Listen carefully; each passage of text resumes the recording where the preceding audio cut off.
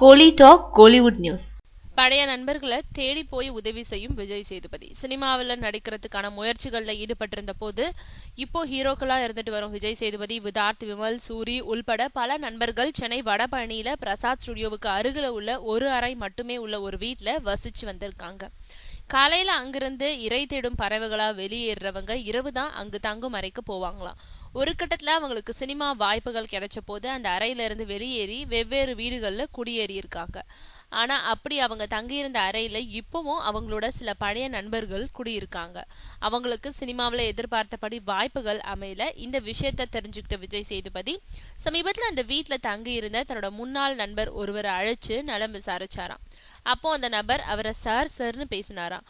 அதுக்கு டே என்னடா என்ன போய் சாரு மோர்னு சொல்லிக்கிட்டு எப்பவும் போல மச்சின்னு சொல்லுடா மச்சின்னு சொன்னாராம் விஜய் சேதுபதி. இன்னைக்கு ஒரு பெரிய நடிகரா வளர்ந்து விட்ட போதும் பழச மறக்காம விஜய் சேதுபதி பேசினதை கேட்ட அந்த நண்பரோட கண்கள் கலங்கிடுச்சாம். அதை அடுத்து அந்த நண்பரை தன்னோட அலுவலகத்துக்கு அழைச்சிட்டு போனதோடு பட வாய்ப்பும் வாங்கி கொடுத்திருக்காராம் விஜய் சேதுபதி.